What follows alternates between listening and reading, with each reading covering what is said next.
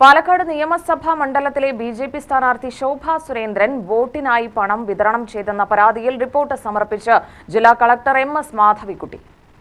ദൃശ്യങ്ങളുടെ ശാസ്ത്രീയ പരിശോധനാ ഫലം കൂടി ചേർത്താണ് സംസ്ഥാന തെരഞ്ഞെടുപ്പ് കമ്മീഷണർക്ക് കളക്ടർ റിപ്പോർട്ട് സമർപ്പിച്ചത്.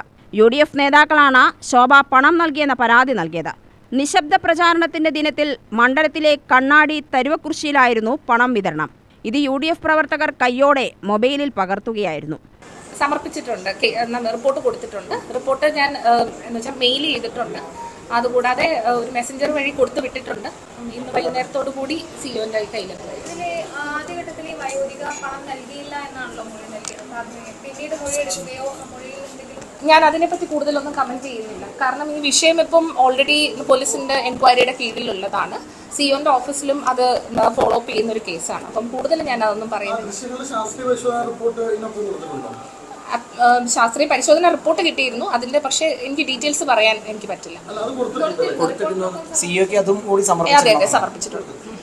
കനത്ത ചൂടിന്റെ പശ്ചാത്തലത്തിൽ ജില്ലയിൽ എല്ലാവരും ജാഗ്രത പാലിക്കണമെന്നും കളക്ടർ മുന്നറിയിപ്പ് നൽകി. ആശങ്കപ്പെടേണ്ട സാഹചര്യമില്ല. നമ്മളാണ് ഏറ്റവും ആദ്യമേ അവധി പ്രഖ്യാപിച്ചത്. ഈ അവധി എന്ന് പറയുന്നത് നമ്മൾ സ്കൂളുകൾ അടയ്ക്കുന്നതിനാണ് ഈ അവധി പ്രഖ്യാപിക്കുക എന്നുള്ളത് പറയുന്നത്. അത് ആദ്യം റെഡ് അലേർട്ട് വരുന്നതിന് മുന്നേ പ്രഖ്യാപിച്ചത് നമ്മുടെ ജില്ലയാണ്.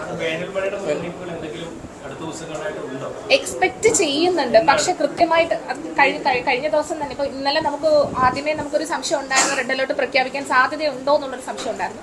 അതിനോടൊപ്പം തന്നെ വന്നിരുന്ന ഒരു കാര്യമാണ് നമുക്ക് വേനൽ മഴ വൈകുന്നേരങ്ങളിൽ ഉണ്ടാവാൻ സാധ്യതയുണ്ടെന്നുള്ളത്. പക്ഷേ അധികം വൈഡായിട്ട് നമുക്ക് റിപ്പോർട്ട് ചെയ്തിട്ടില്ല. തൃശൂർ പൂരത്തിന്റെ ഭാഗമായ പാറമേക്കാവിന്റെ വെടിക്കോപ്പ് നിർമ്മാണം നടത്തിയ മുതലമടയിലെ വെടിമരുന്ന് ശേഖരം എന്തു ചെയ്യണമെന്ന് ഇനിയും തീരുമാനിച്ചിട്ടില്ല. 15 കിലോ അനുവാദമുള്ളിടത്ത് 5000-ത്തിലധികം കിലോയാണ് നിർമ്മിച്ചിരുന്നത്. മുണ്ടത്തിക്കോട് അപകടത്തിന്റെ പശ്ചാത്തലത്തിലാണ് കളക്ടർ നിർമ്മാണത്തിന് സ്റ്റോപ്പ് മെമ്മോ നൽകി കേസെടുത്തത്. പെസോ അധികൃതരുടെ നിർദ്ദേശമനുസരിച്ച് ഇക്കാര്യത്തിൽ നടപടിയെടുക്കുമെന്ന് മാധവിക്കുട്ടി അറിയിച്ചു. 15 കിലോ നമ്മൾ സ്റ്റോറേജ് ഫെസിലിറ്റിക്കാണ് കൊടുക്കുന്നത്. പക്ഷേ ഇവിടെ എനിക്ക് മനസ്സിലാവുന്നത് ഇതൊരു സ്റ്റോറേജ് ഫെസിലിറ്റി അല്ലായിരുന്നു. അവിടെ തന്നെ ഉണ്ടാക്കുന്ന സ്ഥലമാണ്, മാനുഫാക്ചറിംഗ് യൂണിറ്റ് പോലൊരു സ്ഥലമാണ്. അപ്പം ഈ മാനുഫാക്ചറിംഗ് യൂണിറ്റിൽ അവർക്ക് കൃത്യമായിട്ട് ശരിക്കും പറഞ്ഞ പേപ്പേഴ്സ് ഒന്നും ആ സമയത്ത് ഉണ്ടായിരുന്നില്ല. അപ്പം അതുകൊണ്ടാണ് നമ്മൾ സീസ് ചെയ്തെടുക്കാൻ തീരുമാനിച്ചിരുന്നത്. വലിയ ക്വാണ്ടിറ്റി ഉണ്ടായിരുന്നു, 1000 കിലോയിലൊക്കെ കൂടുതലുണ്ടായിരുന്നു.